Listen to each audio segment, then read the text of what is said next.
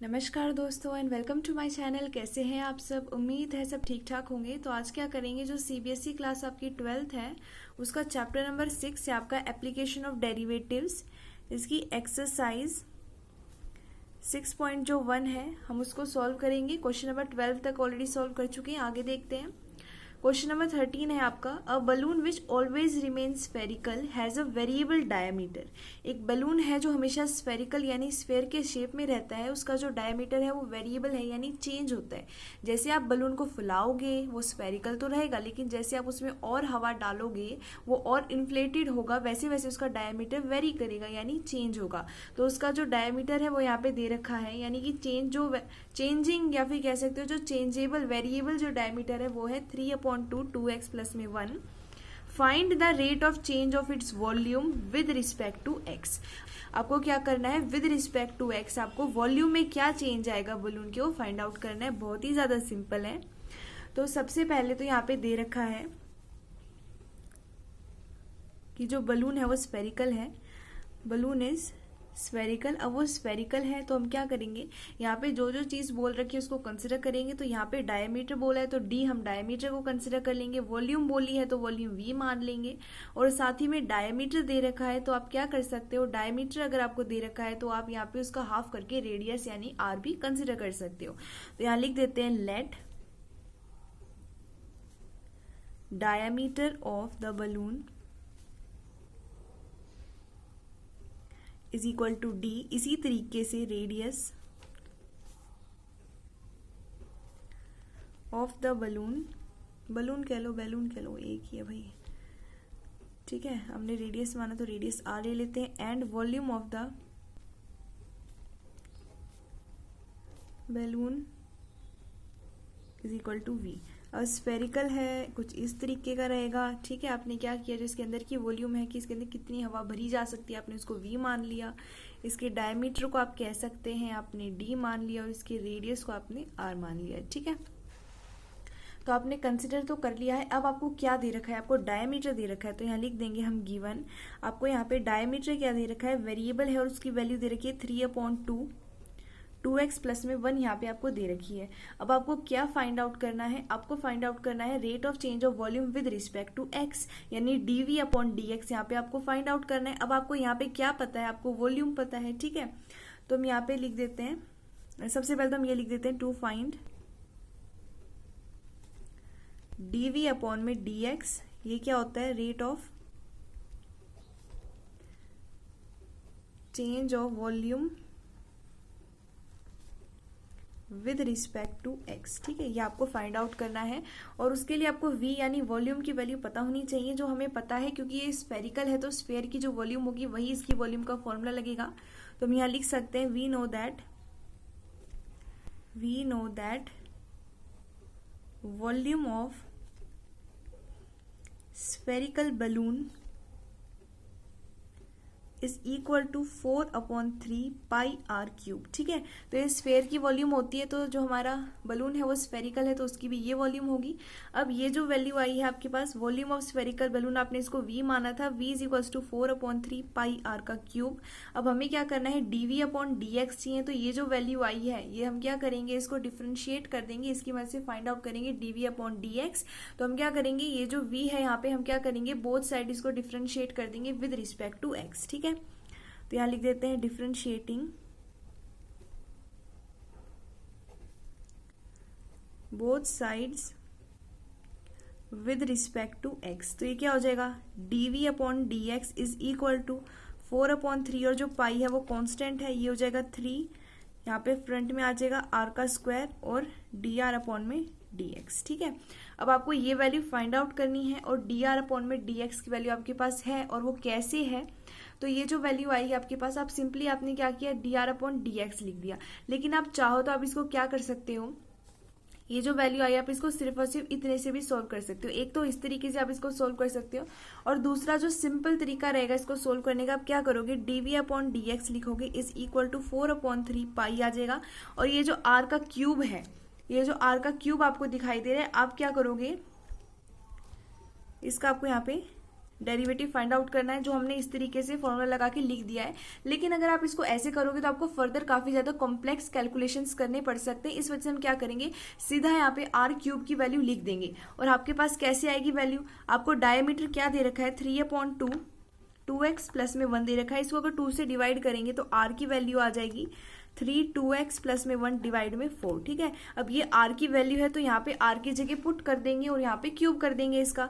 तो dv upon में dx की क्या वैल्यू आ जाएगी, 4/3 पाई है। यहाँ पे r का क्यूब करना है और इसका डेरिवेटिव करना है d/dx ऑफ, अब इसका क्यूब करना है। ठीक है, अब इसका क्यूब कर देते हैं तो ये हो जाएगा 27, 2x प्लस में 1 का क्यूब, और यहाँ पे जो 4 दे रखा है इसका क्यूब करेंगे तो ये हो जाएगा 64। ठीक है, अब इसका डेरिवेटिव आपको फाइंड आउट करना है। तो ये जो वैल्यू दिखाई दे रही है तो आपको कांस्टेंट दिखाई दे रही है, तो ये क्या आ जाएगी, यहाँ पे बाहर आ जाएगी 27 डिवाइड में 64। और ये जो वैल्यू आएगी इसका डेरिवेटिव करेंगे तो पावर बाहर आ जाएगी, 3 बाहर आ जाएगा, 2x प्लस में 1 का स्क्वायर रह जाएगा, फिर 2x प्लस में 1 का करेंगे तो 2x में से 2 रह जाएगा। तो ये वैल्यू आ गई यहाँ पे। ठीक है, अब यहाँ पे क्या क्या चीज कैंसिल हो रही है उसको हम कैंसिल कर देंगे, और जो चीज कैंसिल नहीं हो रही है उसको लिख देंगे। तो जब आप इसको सॉल्व करोगे तो देखो आपके पास क्या वैल्यू आएगी, यहाँ पे आपके पास वैल्यू आ जाएगी 9 पाई डिवाइड में 16। यहाँ से इसको कैंसिल करने के बाद फिर ये बची हुई वैल्यू को यहाँ लिख देते हैं। तो आपके पास, आप इसको 2 से कैंसिल करके 8 आ जाएगा, ये बाद में करते हैं, पहले ये लिख देते हैं। हमने बस इतने को पहले सोल्व करके ये लिख दिया, बची हुई वैल्यू ऐसे ही लिख दी। अब इसको 8 से कैंसिल कर देंगे तो ये आ जाएगा आपके पास 27 पाई डिवाइड में 8, और यहाँ पे है 2x प्लस में 1 का होल स्क्वायर। और यही आपको फाइंड आउट करना था। यहाँ पे आपके पास dv अपॉन dx की वैल्यू आ गई, यही आपको फाइंड आउट करना था, change of volume with respect to x। इसकी वैल्यू आई है 27 पाई है, ये x नहीं है, 2x प्लस में 1 का होल स्क्वायर डिवाइड में 8। ठीक है, तो आपका चेंज इन वॉल्यूम आ गया विद रिस्पेक्ट टू x। तो ये क्वेश्चन नंबर 13 सॉल्व हो गया। नेक्स्ट पेज पे क्वेश्चन नंबर 14 सॉल्व करते हैं। तो अब नेक्स्ट पेज पे क्वेश्चन नंबर 14 लिख दिया मैंने। क्वेश्चन नंबर 14 है, sand is pouring from a pipe at the rate of 12 centimetre cube per second. एक पाइप है, उससे सैंड को हम नीचे गिरा रहे हैं इस तरीके से कि जो इसकी स्पीड है गिरने की, जो सैंड की गिरने की स्पीड है, यानी कि एक तरीके से उसमें कितनी वॉल्यूम आएगी। वॉल्यूम क्या होता है, कितना उसने यहाँ पे ऑक्यूपाई कर रखा है, कितना वो ऑक्यूपाई कर सकती है एरिया एक तरीके से, तो उसको हम वॉल्यूम कहेंगे। जैसे अगर कोई कंटेनर लिया हमने, इसके अंदर हमने कुछ जो सैंड है वो यहाँ पे पोर करी है, तो वो जो सैंड आई है एक तरीके से वो क्या होगा, वॉल्यूम होगा कि उसने कितनी वॉल्यूम यहाँ पे कवर कर ली है उस कंटेनर की। इसी तरीके से हम क्या करें, एक पाइप से सैंड को पोर कर रहे हैं इस रेट से 12 सेंटीमीटर क्यूब पर सेकेंड, यानी ये क्या है, rate of change of volume with respect to time. तो ये dv अपॉन आपके पास dt आ जाएगा 12 सेंटीमीटर क्यूब पर सेकेंड।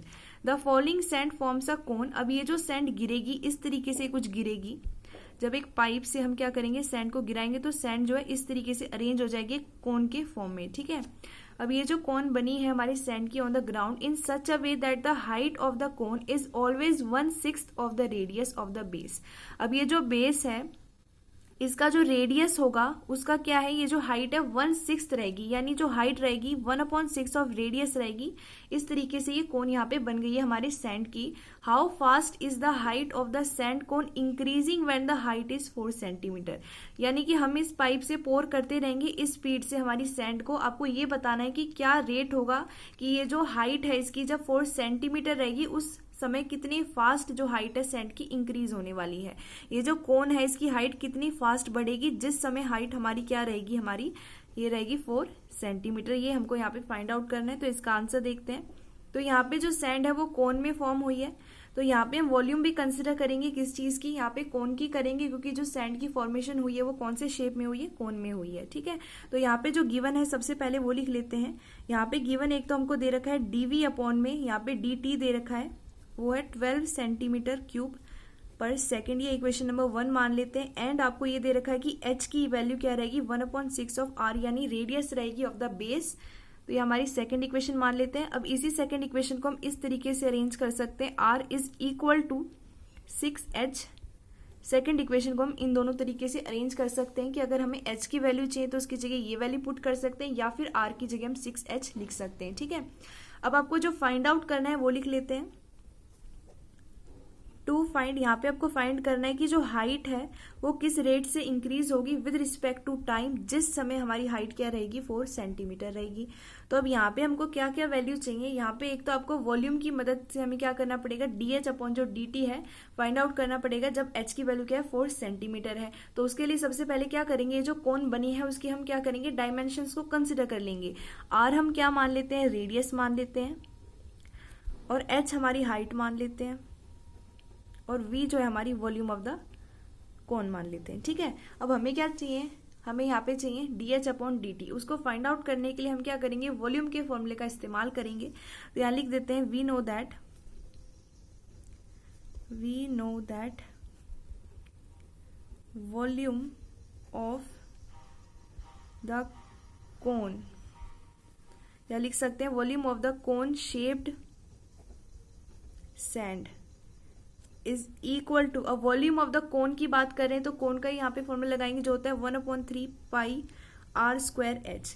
तो ये क्या है आपका वॉल्यूम ऑफ द कोन है। अब v हमने यहाँ पे कंसिडर किया था वॉल्यूम ऑफ द कोन को, तो v मान लेते हैं, v is equal to 1/3 pi r² h। ठीक है, तो अब ये जो वैल्यू आई है यहाँ पे हम क्या करेंगे, यहाँ पे एक तो r² की वैल्यू दिखाई दे रही है, एक h की वैल्यू दिखाई दे रही है। तो इक्वेशन नंबर जो सेकंड हमने अरेंज की थी उन दोनों, ये जो इक्वेशन है यहाँ से हम क्या कर सकते हैं, यहाँ पे h की वैल्यू पुट कर सकते हैं और r की कर सकते हैं। तो हम क्या करेंगे, हमें DH अपॉन DT चाहिए, तो इसको हम अगर with respect to t derivate कर देंगे तो यहाँ से आपके पास एक तो dr² अपॉन में dt आ सकता है, और एक आपके पास DH अपॉन में dt आ सकता है। तो हम क्या करेंगे, ये हमें चाहिए तो हम इसको यहाँ पे वैल्यू को ऐसे ही रहने देंगे, और r² की जगह हम 6h का स्क्वायर यहाँ पे सब्सटीट्यूट कर देंगे। तो हम क्या करेंगे, v is equal to 1/3 pi, r की जगह वैल्यू पुट कर देंगे 6h, और यहाँ पे r² है तो इसका स्क्वायर h। तो ये वैल्यू क्या हो जाएगी 1/3, यहाँ पे आ जाएगा पाई इंटू में 36h का स्क्वायर, और यहाँ पे साथ में क्या है h है। ठीक है, ये तो हमारे पास h का क्यूब बन जाएगा, और ये हमारे पास यहाँ पे 12 बन के कैंसिल हो जाएगा। तो यहाँ से वॉल्यूम की वैल्यू हमारे पास आ गई है 12 पाई है हमारे पास, और h का क्या है क्यूब है। अब ये जो वैल्यू आई है इसको क्या करते हैं, दोनों साइड डिफ्रेंशिएट कर देते हैं विद रिस्पेक्ट टू t। तो यहाँ लिख देते हैं डिफ्रेंशिएटिंग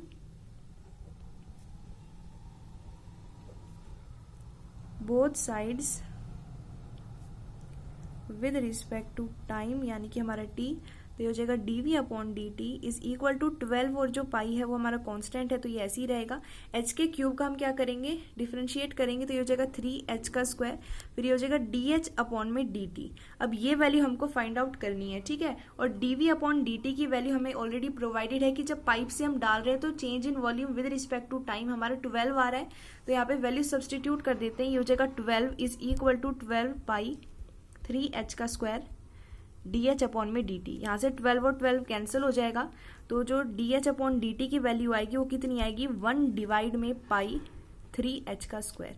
अब ये वैल्यू आ गई है। अब आपको क्या चाहिए, ये वैल्यू तो चाहिए, लेकिन कब चाहिए, जब h की वैल्यू कितनी है 4 है। ठीक है, तो यहाँ लिख देंगे नाउ DH अपॉन DT यानी change in height with respect to time when h is equals to 4 centimetre. उस समय क्या करना है, h की जगह बस 4 पुट कर देना है, तो ये हो जाएगा 1 डिवाइड में पाई 3 इंटू में 4 का स्क्वायर यानी इंटू में 16।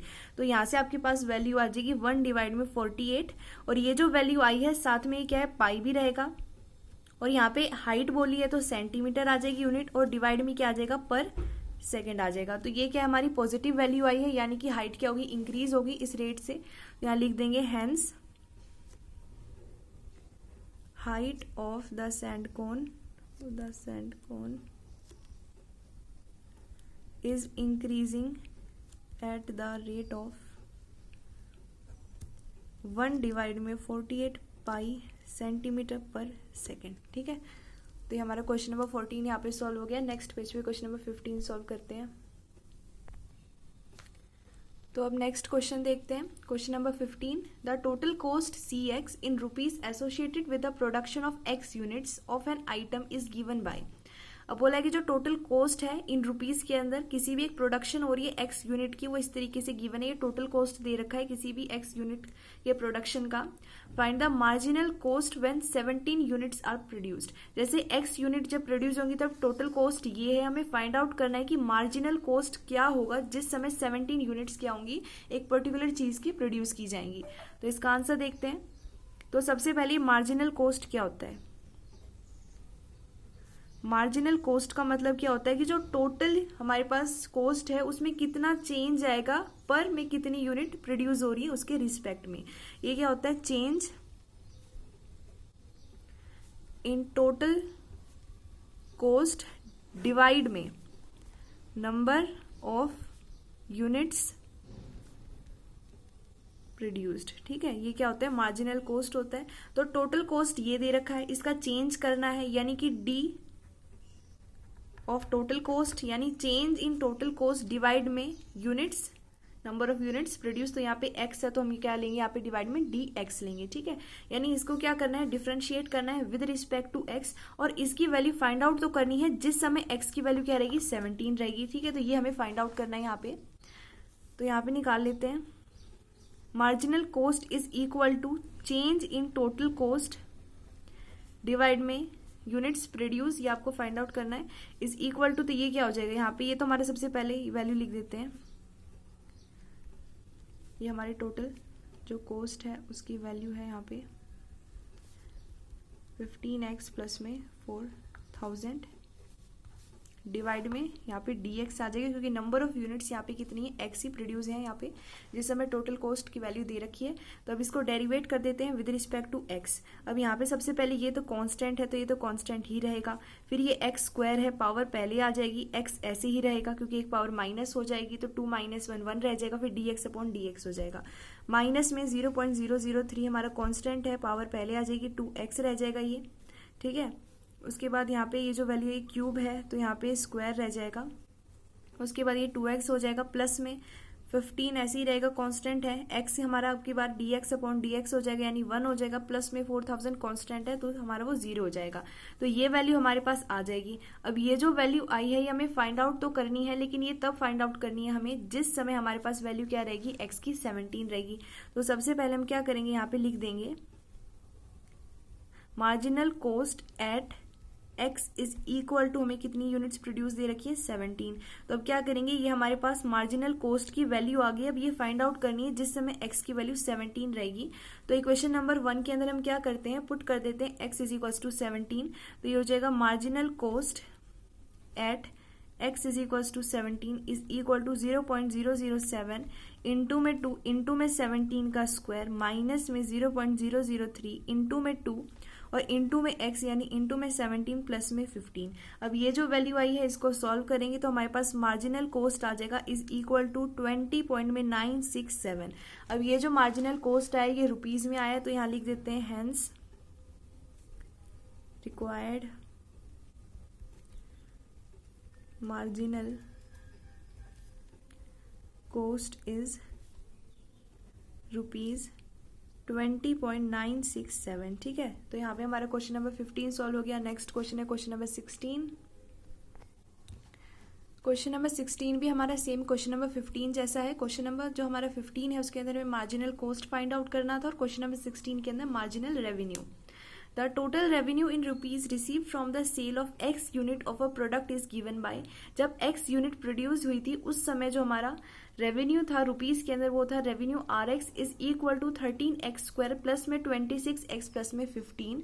हमें क्या करना है, फाइंड करना है कि मार्जिनल रेवेन्यू कितना आएगा जब x की वैल्यू 7 रहेगी, यानी जब 7 यूनिट प्रोड्यूस की जाएंगी उस समय रेवेन्यू कितना हमें मिलेगा। ठीक है, तो मार्जिनल जैसे कॉस्ट था तो हमें क्या करना था, टोटल कॉस्ट डिवाइड में नंबर ऑफ यूनिट प्रोड्यूस करना था। इसी तरीके से हमें मार्जिनल रेवेन्यू के अंदर यहाँ पे क्या करना है कि टोटल रेवेन्यू कितना आया है with respect to number of unit produce. ठीक है, तो RX की वैल्यू हमें दे रखी थी 13x स्क्वायर प्लस में 26x प्लस में 15। हम इसको डेरिवेट कर देंगे विद रिस्पेक्ट टू x, तो हमारे पास आ जाएगा 13, यहाँ पे 2 जो है वो फ्रंट में आ जाएगा 2x प्लस में 26 आ जाएगा, यहाँ पे dx अपॉन dx 1 हो जाएगा, प्लस में 15 यानी प्लस में 0 क्योंकि 15 क्या है, कांस्टेंट है। तो हमने क्या किया, 26 को यहाँ पे कॉमन ले लिया, x प्लस में 1 हमारे पास 1 वैल्यू बच जाएगी। हमें क्या करना है कि मार्जिनल रेवेन्यू फाइंड आउट करना है जिस समय x क्या है 7 है, यानी 7 यूनिट प्रोड्यूस होंगी। तो हमें क्या करना है, मार्जिनल रेवेन्यू की जो वैल्यू आई है हमने क्या किया, मार्जिनल रेवेन्यू की वैल्यू फाइंड आउट की और x इज इक्वल टू 7 के लिए हम क्या करेंगे, x की जगह 7 पुट कर देंगे तो हो जाएगा 26 इंटू में 8 यानी कि रुपीज यहाँ पे आ जाएगा आपके पास ₹208, ठीक है। तो यहाँ पे जो वैल्यू आई है इतने हमारे पास रेवेन्यू आएगा जिस समय हमारे पास x = 7 हमारी यूनिट प्रोड्यूस की जाएंगी। तो ये हमारा क्या आ गया, मार्जिनल रेवेन्यू आ गया क्वेश्चन नंबर 16 के लिए। अब क्वेश्चन नंबर 17 और क्वेश्चन नंबर जो 18 है वो हमारे MCQ टाइप क्वेश्चन है। अब उन्हें हम नेक्स्ट पेज पे समझते हैं। तो अब क्वेश्चन नंबर 17 है हमारा, the rate of change of the area of a circle with respect to its radius r at r = 6 centimetre is. अब हमें क्या करना है कि जो एरिया है हमारे सर्कल का, हमें फाइंड आउट करना है कि उसमें कितना चेंज आएगा विद रिस्पेक्ट टू रेडियस, जिस समय रेडियस की वैल्यू 6 सेंटीमीटर रहेगी। तो अब हमें क्या करना है, एरिया चाहिए। तो एरिया हमें पता है area of a circle = πr का स्क्वायर। अब यहाँ पे हमें क्या करना है, इसको डेरिवेट करना है विद रिस्पेक्ट टू हमारा r। तो ये हो जाएगा dA/dr is equal to pi constant है, ये हो जाएगा 2r। r का करोगे तो क्या हो जाएगा dr/dr। तो ये वैल्यू आएगी, r की वैल्यू 6 सेंटीमीटर पे चाहिए तो 6 × 2 × पाई यानी कि 12 पाई। अब हमें चेक करना है कि ऑप्शन 12 पाई है, तो ऑप्शन नंबर बी हमारा 12 पाई है। तो 12 पाई यानी बी ऑप्शन क्या है, करेक्ट है। अब इसी तरीके से क्वेश्चन नंबर 18 देखते हैं, the total revenue in rupees received from the sale of y unit of a product is given by, ठीक है। अभी यहाँ पे इन्होंने y यूनिट कही थी, तो ये एक तरीके से तो इनको ऐसे देना था। ये यहाँ पे हमारा जो x वेरिएबल दे रखा है उसकी जगह हमें y वेरिएबल यहाँ पे देना था। तो यहाँ पे इन्होंने हमें x जो है प्रोडक्ट दे रखी है और यहाँ पे y यूनिट्स लिख रखी है। तो एक तरीके से ये क्या होगा, x यूनिट्स होगा। ये जो x यूनिट जब प्रोड्यूस होंगी उस समय हमें टोटल रेवेन्यू इतना मिल रहा है, तो मार्जिनल रेवेन्यू फाइंड आउट करना है। अभी क्वेश्चन नंबर 17 जो हमने किया उसे जस्ट पहले हमने क्वेश्चन नंबर 16 और 15 सॉल्व किए थे, तो वही सेम यहाँ पे करना है। हमें क्या करना है, इसको डिफरेंशिएट करना है विद रिस्पेक्ट टू x। तो ये कितना हो जाएगा, ये हो जाएगा 6x और यहाँ पे हो जाएगा प्लस में 36। फिर हम 6 को कॉमन ले लेंगे, x प्लस में 6 बचेगा। अब हम क्या करेंगे, मार्जिनल रेवेन्यू फाइंड आउट कर रहे हैं एट x = 15। x की जगह 15 वैल्यू पुट करेंगे तो ये हो जाएगा 6 × में 15 प्लस में 6। तो इसकी जो वैल्यू आएगी वो कितनी आएगी, 126, यानी 126 रुपीज क्या होगी, हमारी मार्जिनल रेवेन्यू होगी, ठीक है। क्वेश्चन नंबर डी हमारा जो है इसका सही करेक्ट आंसर है। क्वेश्चन नंबर 18 का डी ऑप्शन क्या है, हमारा करेक्ट आंसर है। ₹126 हमें क्या मिलेंगे, मार्जिनल रेवेन्यू मिलेंगे जब हमारी 15 जो यूनिट्स हैं वो प्रोड्यूस होंगी, ठीक है। तो यहाँ पे सारे हमारे क्वेश्चन कंप्लीट हो गए एक्सरसाइज 6.1 के। तो यहाँ पे हमारी एक्सरसाइज 6.1 है क्लास 12 की वो कंप्लीट हो गई है।